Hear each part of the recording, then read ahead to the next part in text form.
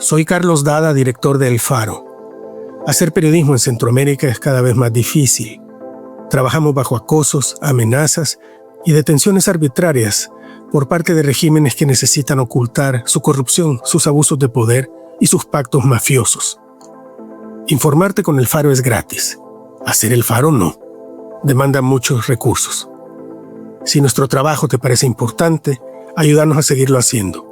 Unite como suscriptor en nuestro programa de excavación ciudadana. Ingresa a apoya.elfaro.net. Gracias.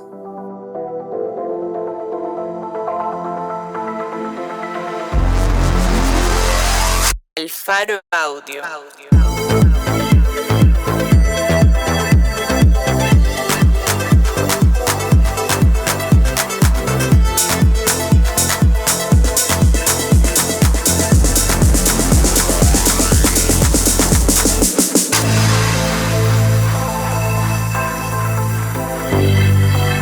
Hoy es 21 de abril 2026.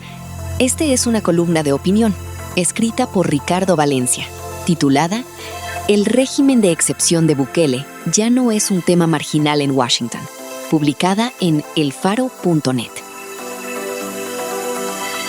El debate sobre el régimen de excepción en El Salvador ya no es una causa impulsada exclusivamente por demócratas en Estados Unidos. La audiencia celebrada el 16 de abril de 2026 por la Comisión de Derechos Humanos Tom Lantos de la Cámara de Representantes mostró que el tema ha empezado a cruzar líneas partidarias y a generar matices dentro del Partido Republicano. La audiencia se distanció con claridad de dos encuentros similares realizados en 2022 y 2024. Esta vez no fue un espacio dominado por periodistas, académicos y defensores de derechos humanos que exigieran a la administración del presidente Donald Trump una postura más severa frente a los abusos y los posibles crímenes de lesa humanidad atribuidos al gobierno de Nayib Bukele. Fue, de forma inequívoca, una audiencia bipartidista.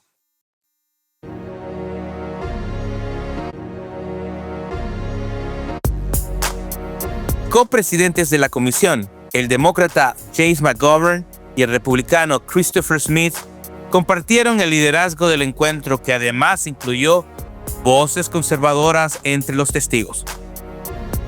Con esa composición, la discusión se volvió más difícil de descartar como una iniciativa exclusivamente impulsada por sectores liberales.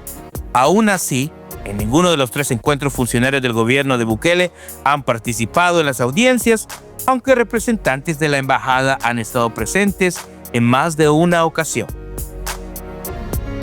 Este giro no ocurrió de la noche a la mañana.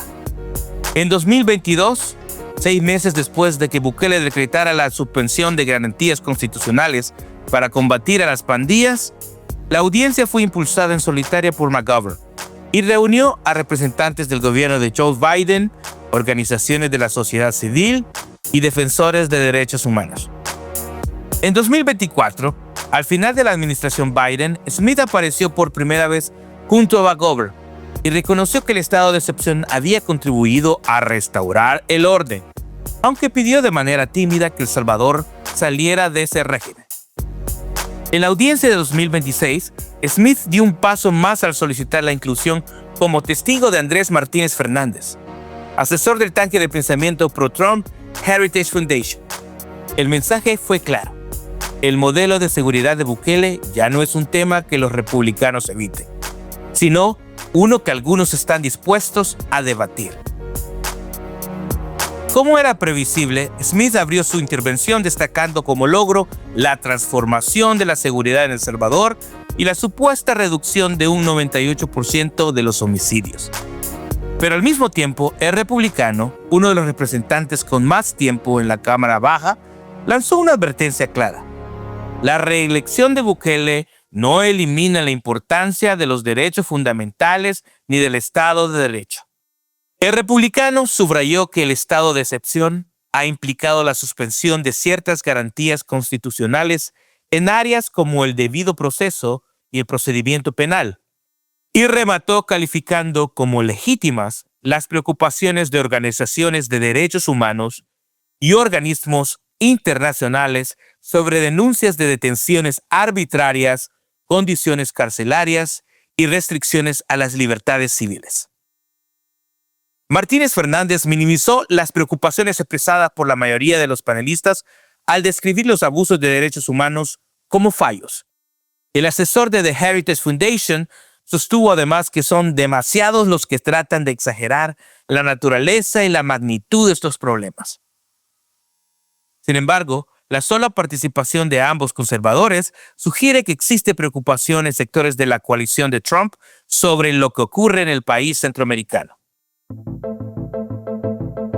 Desde la llegada de Trump a la Casa Blanca, los republicanos en el Congreso habían mantenido, en su mayoría, una política de escasos contactos con la sociedad civil salvadoreña y de silencio respecto al estado de excepción de Bukele.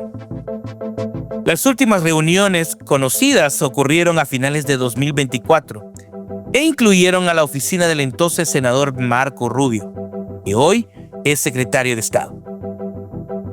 Este cambio coincide con un contexto político distinto. Desde la última audiencia, en 2024, las deportaciones de inmigrantes venezolanos y del salvadoreño Kilmer Ábrego a cárceles en El Salvador sacudieron la opinión pública estadounidense y contribuyeron a un descenso sostenido en la imagen de Trump. Como respuesta, Washington dejó sin efectos sus planes de enviar nuevos deportados de terceros países y ciudadanos estadounidenses a las cárceles de Bukele. Al mismo tiempo, la exposición de los abusos y torturas en las cárceles salvadoreñas, así como de los acuerdos de Bukele con las pandillas, se han convertido en un tema recurrente en los medios estadounidenses. Sería iluso pensar que la administración Trump dará un giro de 180 grados en su política hacia El Salvador. Sin embargo, es posible que los republicanos en el Congreso se estén preparando para una reconfiguración estratégica ante una eventual victoria demócrata en al menos una de las dos cámaras del Congreso, lo que podría traducirse en una postura más dura frente a la política de seguridad de Bukele. La diferencia de tono entre Smith, un republicano con más de 40 años en el Congreso, y figuras MAGA como la representante republicana Ana Paulina Luna, quien llama héroe a Bukele, sugiere que podría estar tomando forma una visión distinta. Una que no renuncia a Bukele, pero que empieza a admitir la necesidad de exigir con mayor claridad el fin del estado de excepción y la investigación de violaciones a los derechos humanos. Los propagandistas de Bukele suelen leer este tipo de audiencias como un espacio para atacar a los panelistas que rechazan y para celebrar a aquellos que perciben como aliados. Sin embargo, por ignorancia o servilismo, parecen no advertir que el tono del debate ha cambiado. Las denuncias de violaciones a los derechos humanos están dejando de ser un asunto marginal y comienzan a convertir al modelo salvadoreño en una incomodidad creciente, incluso para sectores del conservadurismo que antes lo veían con mayor indulgencia. El modelo Bukele se vuelve radiactivo. El régimen de excepción de Bukele ya no es un tema marginal en Washington. Por Ricardo Valencia. Director, Carlos Dada. Producción y musicalización por Omnion.